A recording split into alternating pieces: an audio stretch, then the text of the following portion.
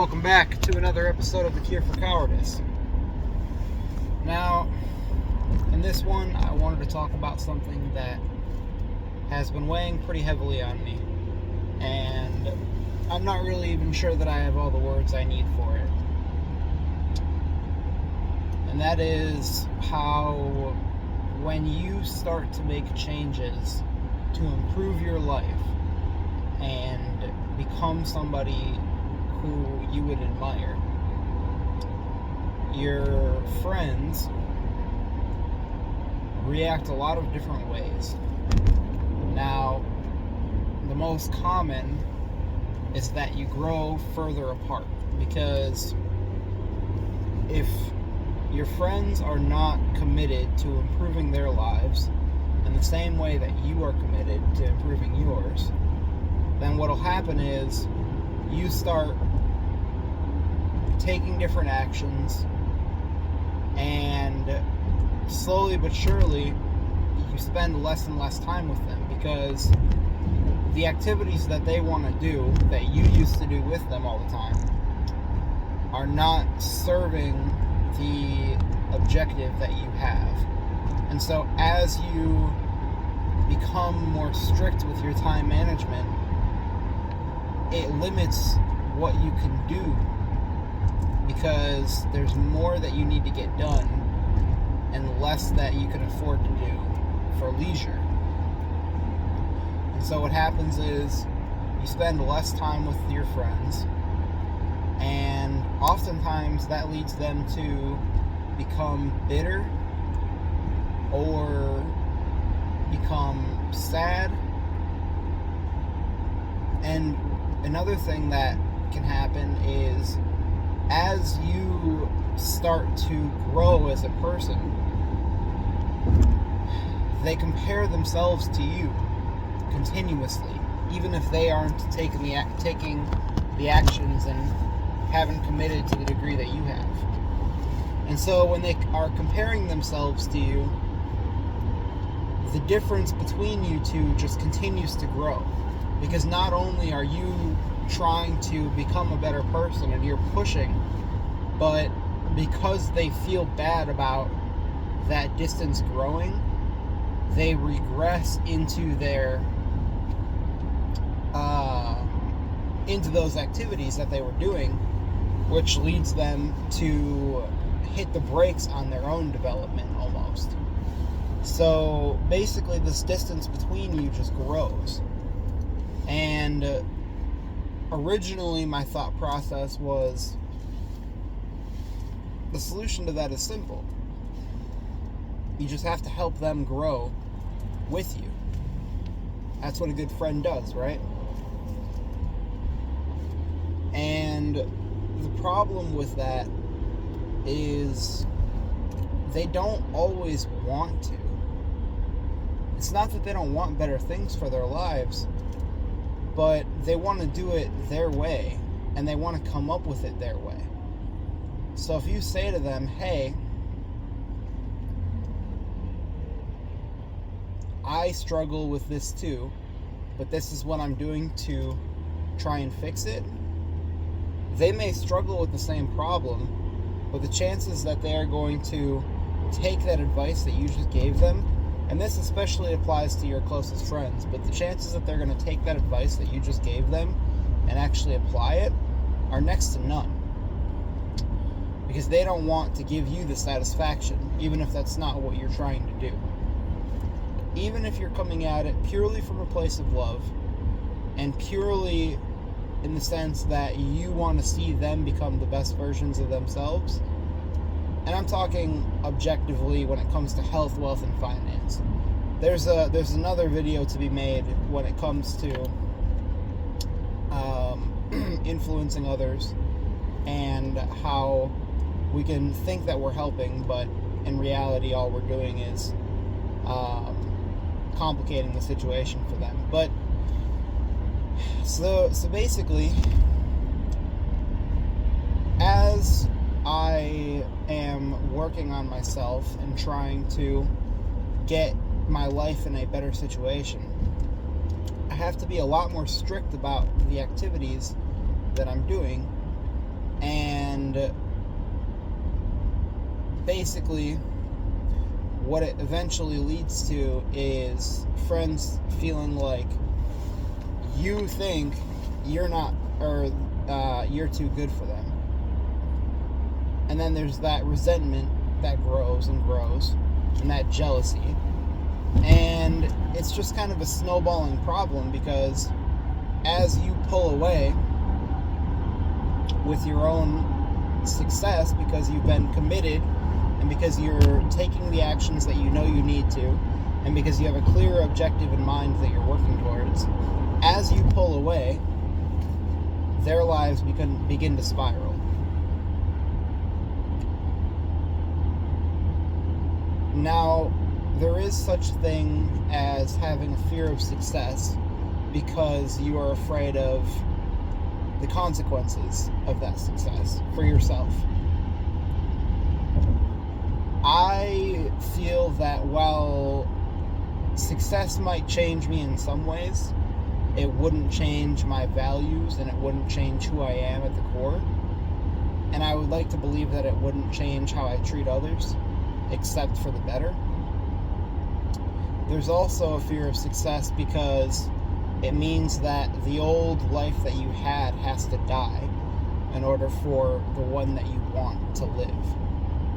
It's like Alex Ramosi was talking about the word decision, which comes from the I think it's the Greek word dekatares, or something like that.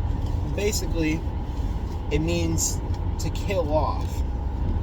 And what you're doing by deciding is killing off the reality that could have been. But if you don't decide, then life decides for you. And then you have nobody to blame but yourself. And so, as I've mentioned before, I am somebody who has had a hard time being alone because I spent so much of my life alone, and I don't want to do it again.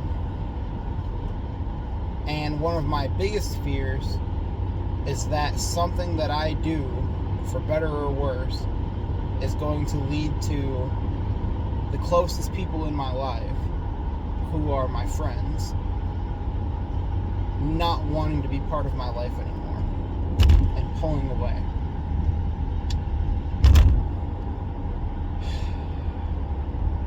And I don't really know what to do about that. Because on one hand, I know what I want, I know where I want to go, and I want everybody that I love to be there with me. But on the other hand, I can't drag them, I can't force them, and if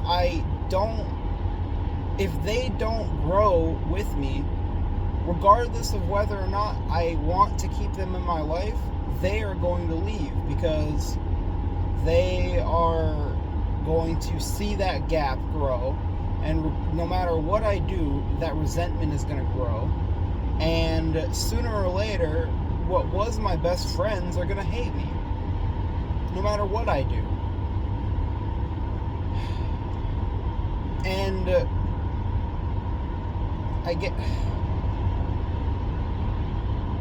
like I said, this is something I've been struggling with, and I really don't know what to do about it, because my options as I see it are either not do anything and continue with the life that I have had up until a few weeks ago, which I know is going to lead to a life of bitterness and regret and resentment from myself, and just overall just bad stuff. Or I can continue on the path to self-improvement, and I can try and help my loved ones grow as well. And there's two ways that I can see that I can do that. One of which is to more or less tell them that I don't want to lose them, and that I see potential within them that they do not see within themselves, and that I am going to do everything in my power to help them become the best version of themselves. There's a lot of problems with that option. Namely, who am I to say what's best for them? Who am I to say what is the best version of themselves? That's for each of us individually to figure out and decide. Or the other way that I could see doing that is leading by example and being there to support them as much as I possibly can, being there to give advice when they come for it, asking them questions that cause them to think and come up with the answers for themselves. But the problem with that is it might not work. And it definitely won't work for everyone. And if it doesn't work, then that resentment is going to grow anyway. And then eventually, it's not just that they won't be in my life, it's that they're going to hate me. And my greatest loved ones will become my greatest enemies. Or the last option, as I see it, which is to just accept that we're all on our own paths in lives. And we are all on our own paths in life. And that if their path does not take them in the direction that I am going, that I should just make peace with that. And be okay with the fact that somebody who I have great respect and admiration and love for is not going to be able to go where I'm going with me, regardless of what I do.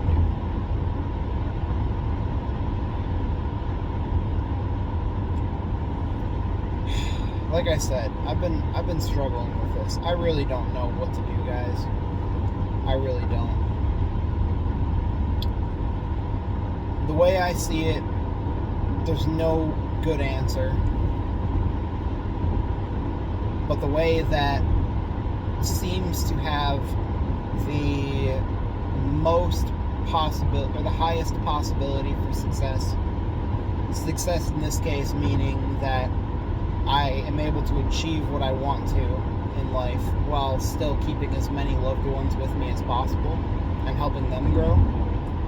I think the option with the highest possibility for success was where I lead by example and help them along however I can without directly getting involved and without speaking my opinions and beliefs over them and to them unless they ask.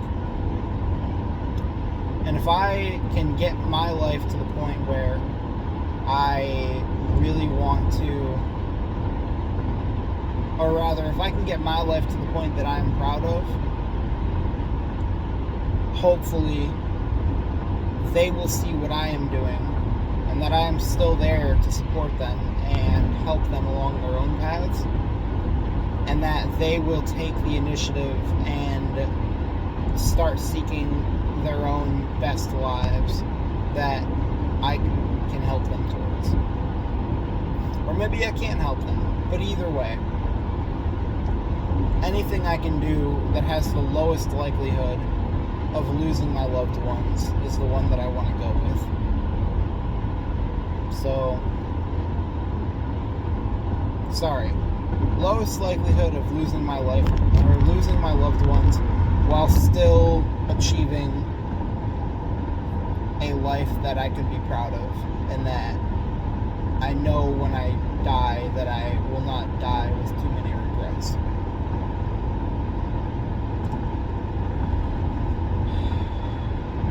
And what that means is I also need to make peace with the fact that I realistically am probably still going to lose some people. And I have no control over that. And all I can do is try my very best to be there to support them and help them along their own paths if and when they choose to pursue their best life.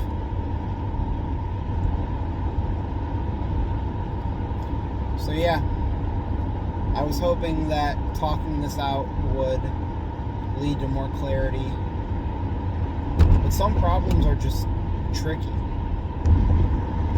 Some things there isn't a perfect answer. There isn't a great solution. And you just need to do the best with what you can. So anyway, I think that's all I got for now. Thanks for tuning in. I'll catch you on the flip side.